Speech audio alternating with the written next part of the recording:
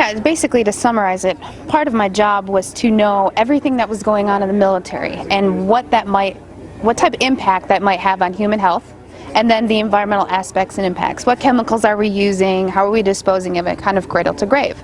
So we were the internal compliance people for following OSHA and EPA standards. One part of that process was to approve chemicals, hazardous materials. You know, what are you using? Why do you need it? Where's it being used? And tracking that disposal. After it being brought to my attention about chemtrails or geoengineering, I used to think it was crazy. It actually was disrespectful to my line of work, because here we are trying to prevent environmental aspects and impacts and not have anybody get sick from our operations. But in an attempt to debunk, it changed my life.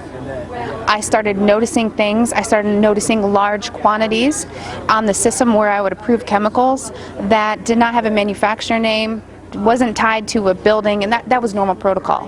When I started asking questions, I slowly became demonized. A couple years passed after that when I asked again and people realized I was kind of being more vocal about it on social media. I was starting to be thrown into a mental institution and have my daughter taken away. Wow. That changed my life. I no longer view the military the same way, and I feel like after 9 years of trying to uphold an oath, I'm able to do that now. And so you uncovered a lot of these hidden chemicals. Where's the connection with the chemtrails?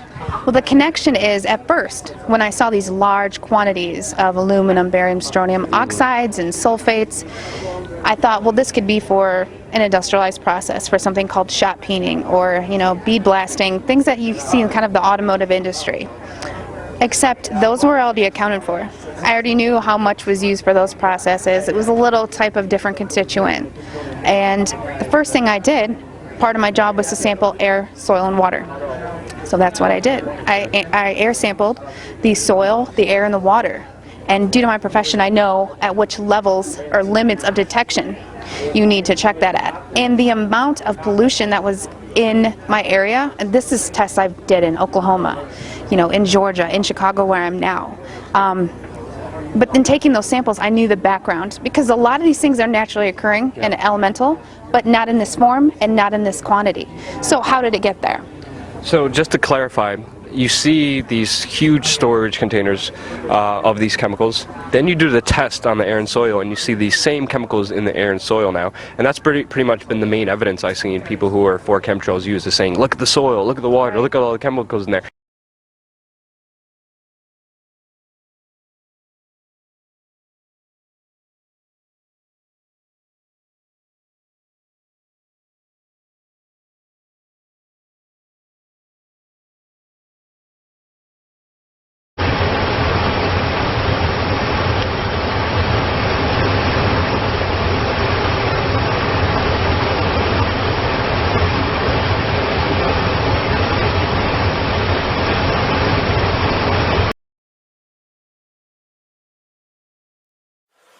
December 8th, 2014. My cousin, who was fired by our dictator just before making rank withheld, sent me information given to him by a friend who is still an Air Force pilot. This pilot is saying that he flies chemtrail flights. This pilot told my cousin that this global geoengineering effort goes by the name of, quote, Indigo Skyfold, unquote. At least within the circle of pilots and aviation crews that he works with, they are told to fly specific routes, and satellite comm links control the aerosol dispersal patterns. He says that they only make course corrections from time to time and perform landings and takeoffs. Pilot, navigation, and maintenance crews are rotated constantly and only spend about 18 months at one given base.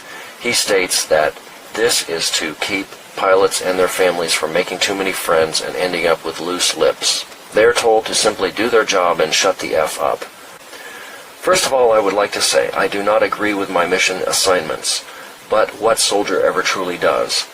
Several of us have considered bucking the ranks and going AWOL from time to time. We are kept in the dark when it comes to getting honest answers about what we are really spraying. Should they discover that we or our families are actively inquiring about your so-called chemtrails term, then automatic and swift disciplinary action will be taken. I would not intentionally spray my children or family with toxic aerosols, but as you must know, 80% or better do not have any family or children.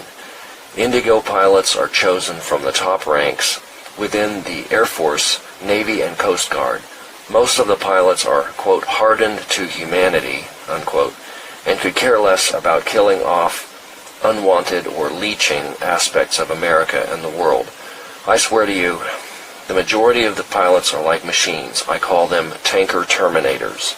We are paid more than any other pilot for our service, other than Air Force One pilots, who make as much or more and are kept in a dark secret world for their own protection.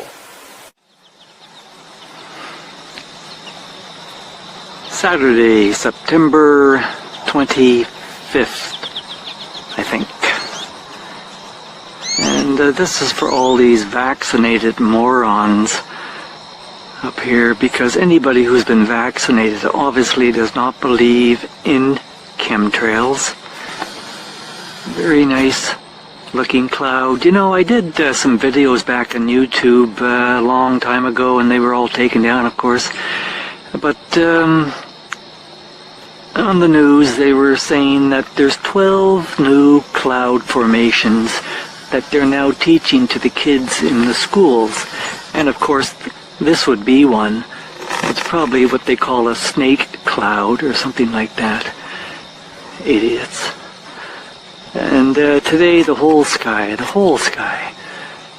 nothing but mist. It's all chemical mist over my head here, and people